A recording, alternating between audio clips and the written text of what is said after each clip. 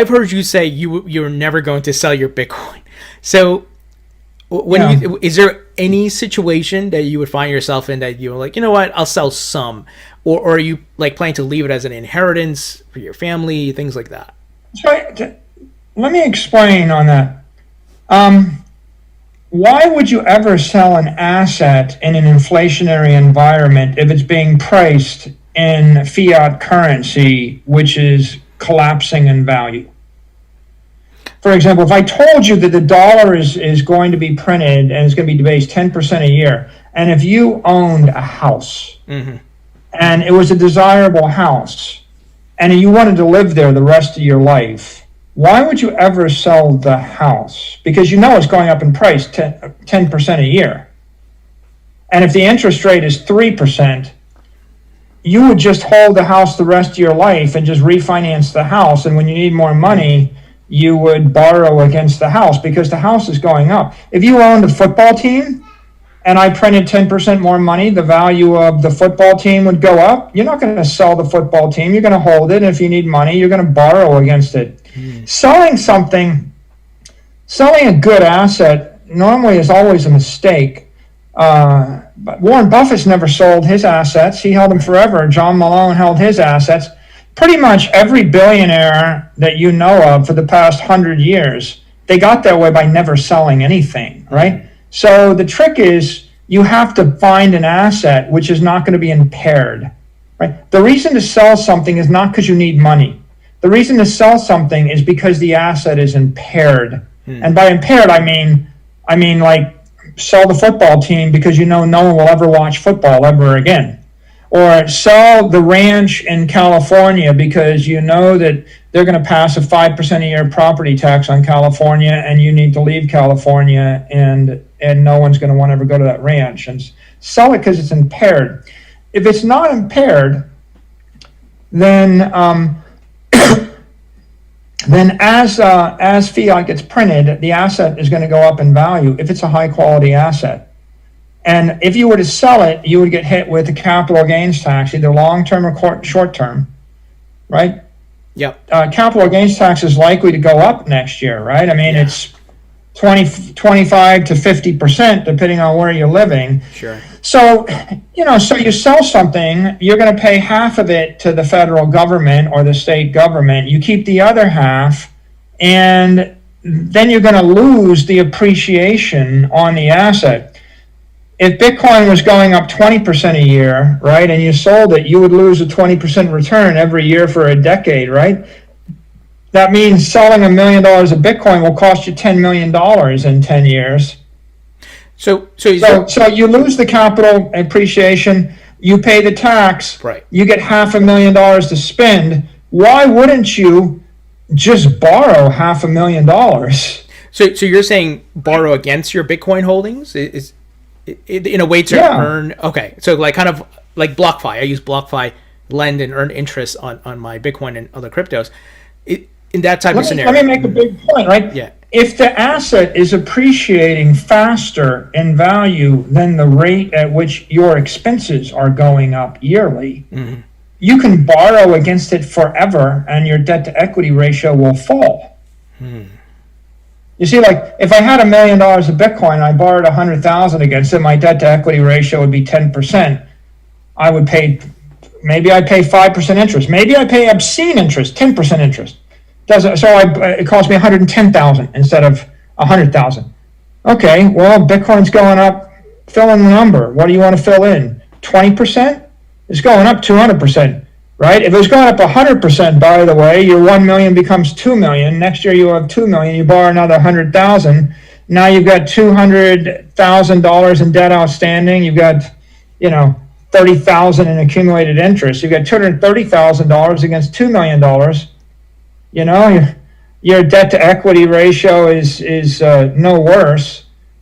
The next year it doubles again. And Now you got 4 million against 300,000 in debt. Your debt to equity ratio falls. The next year it doubles again. Now you got 500,000 in debt against 8 million. Your debt to equity ratio falls to 6%. Your debt to equity ratio will fall exponentially to zero, right? I mean, well, not to zero, but to a low number. So if you actually wanted to accumulate wealth, the number one thing you got to do is you have to acquire high quality assets that will not be impaired. Sure. The number two thing you have to do is you have to have a relationship with banks that will advance you money, cash, fiat, euros, dollars that you have to spend against those assets. That's the second thing. But the first thing, well, now let's come back to Bitcoin. Well, what's the highest quality asset on Earth? What's the best property you could possibly have? A city block in Manhattan? Not anymore. Right. It used to be a city block in Manhattan when everybody in the world went to New York City. But you can't move a city block. What if I gave you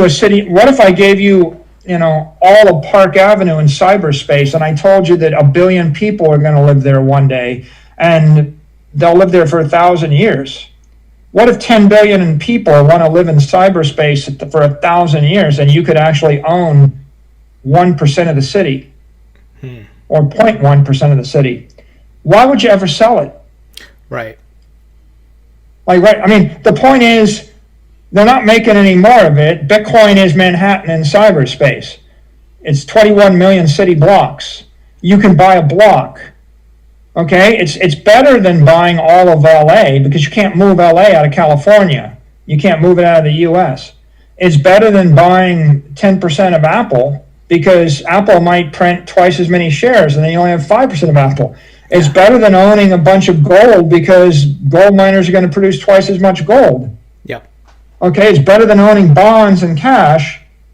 So tell me, what on earth is better than owning the Jets or a football team? People might not be watching football in 1,000 years. Right. By the way, there's nobody in the stands this year watching football, right? Yep.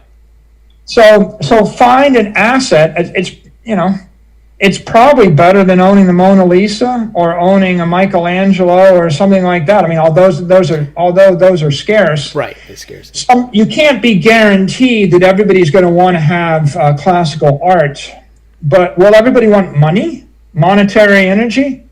Like, monetary energy is the ultimate property. I have pure, encrypted, tokenized monetary energy, and I can own 1/21 millionth of all the monetary energy there's ever going to be for people on the monetary network, which is the dominant monetary network.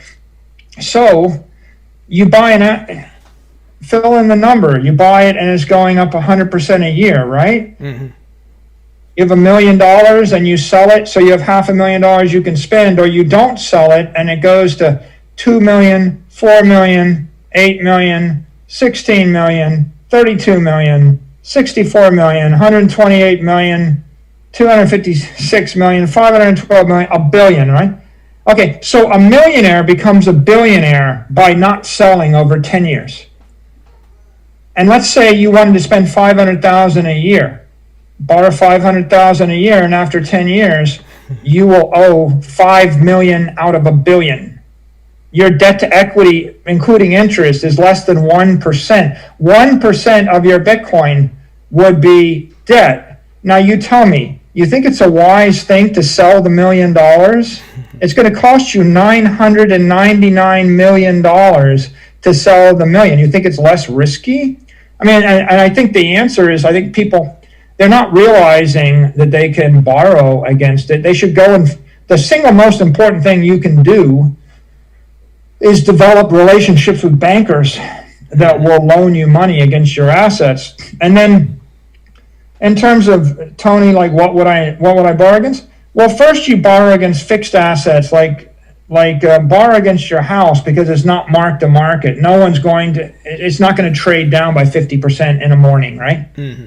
So I joke, mortgage your house, buy Bitcoin. But the truth is, before I sold Bitcoin, I would mortgage my house. Sure. Because I can get a 30-year mortgage with a fixed interest rate, and the house is probably going to go up in value over the 30 years because the banker's going to print more money. So why don't you borrow against a fixed asset? If I can't borrow against a house, I borrow against my car. I started MicroStrategy. I took a furniture loan. I borrowed money for furniture. I didn't buy the furniture, by the way. It was just an excuse to get an unsecured loan. But you borrow against something like that is not going to trade down rapidly. Like, I am not, for example, I would not tell anybody go buy Bitcoin on 10-to-1 margin. Like that's stupid. Like, don't go buy $1 million of Bitcoin with 100,000 of collateral, because if it trades down 10%, you're going to get forced liquidated and wiped out and lose your 100,000. I would say a better idea would be buy 100,000 of Bitcoin with 100,000 in collateral, and when it goes up by a factor of 3 or 4, you can borrow 50,000 against it. Your debt to equity ratio would be 20%. If it doubles the next year, your debt to equity ratio will be 10%. If it doubles again, your debt to equity ratio will be 5%. If it doesn't go up by a factor of 100%, if it goes up by 10%, as long as it's appreciating faster than your rate of interest, and interest rates are low, it's kind of a non-issue. And sure. And you have to adjust your expenditures, right, to keep them in line. So common sense is, keep your debt to equity ratio at 10, 20, 30% of your assets, and then hold on to high quality assets. There's no one that ever got rich, in my opinion, nearly no one, that didn't buy an asset right and let it appreciate tax-free over time. It's the taxes that kill you, right? The capital gain tax, the income tax, etc. And you really, when you borrow against assets, you're actually living on liability. So right. Instead of making $500,000 a year and then paying $250,000 a year in taxes, wouldn't it be a lot smarter to borrow $250,000 a year and let the money appreciate tax-free for the next 20 years of your life? That way you pay no tax, and you've still got an asset that's working for you, so you win both ways. You just have to manage your debt exposure, and you have to be intelligent about, are you marking the asset to market? And if you're marking it to market, you need to be very conservative about your debt to equity ratio, as opposed to, are you taking an asset against a loan against a fixed asset, which isn't going to be marked to market. It's just a term loan.